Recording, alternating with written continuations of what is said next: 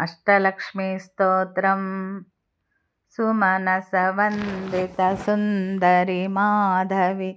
चन्द्रसहोदरि हेममये मुनिगणवन्दितमोक्षप्रदायिनि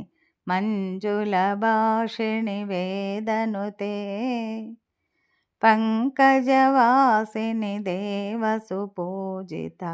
सद्गुणवर्षिणि शान्तियुते जय जय हे मधुसूदनकामिनि आदिलक्ष्मि सदा पालय माम् ऐकलिकल्मषनाशिनि कामिनि वैदिकरूपिणि वेदमये क्षीरसमुद्भवमङ्गलरूपिणि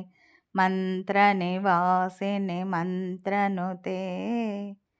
मङ्गलदायिनि अम्बुजवासिनि देवगणाश्रितपादयुते जय जय हे मधुसूदनकामिनि धान्यलक्ष्मि सदा पालय माम् जय वरवर्षिणि वैष्णवि भार्गवि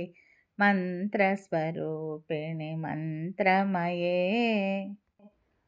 सुरगणपूजित शीघ्रफलप्रदज्ञानविकासिनि शास्त्रनुते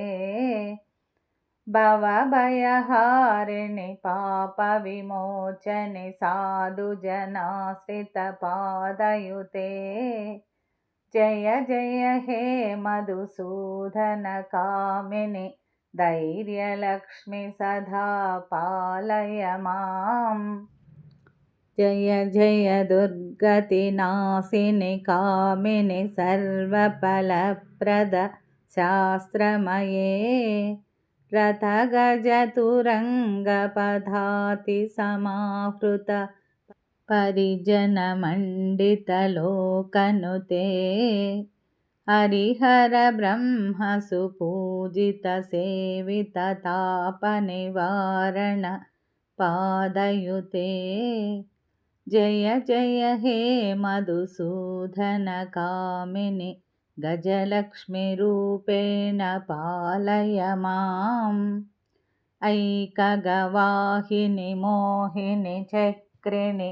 रागविवर्धिनि ज्ञानमये गुणगणवारिधि लोकहितैषिणि सर्वसप्तभूषितगाननुते सकलसुरासुर देवमुनीश्वर मानववन्दितपादयुते जय जय हे मधुसूदनकामिनि सन्तानलक्ष्मि सदा पालय माम् जय कमलासनि सद्गतिदायिनि ज्ञानविकासिनि गानमये अनुदिनमर्चित कुङ्कुमधूसरभूषितवासित वाद्यनुते कनकदारस्तुतिवैभववन्दित शङ्करदेशिकमान्यपदे जय जय हे मधुसूदनकामिनि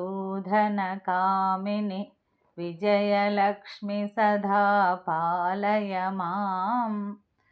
प्रणतसुरेश्वरि भारति भार्गवि शोकविनाशिनि रत्नमये मणिमयभूषितकर्णविभूषण शान्तिसमाहृतहासमुखे नवनिधिदायिनि कलिमलहारिणि कामितफलप्रदहस्तयुते जय जय हे मधुसूदनकामिनि विद्यालक्ष्मि सदा पालय माम् धिमि धिमि धिं धिमि धिं धिमि धिं धिमि दुन्दुभिनादसुपूर्णमये गुम घुम गुं गुम गुं गुम गुं गुम शङ्खनिनादसुवाद्यनुते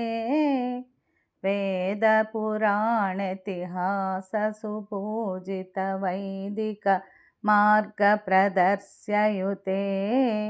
जय जय हे मधुसूदनकामिनि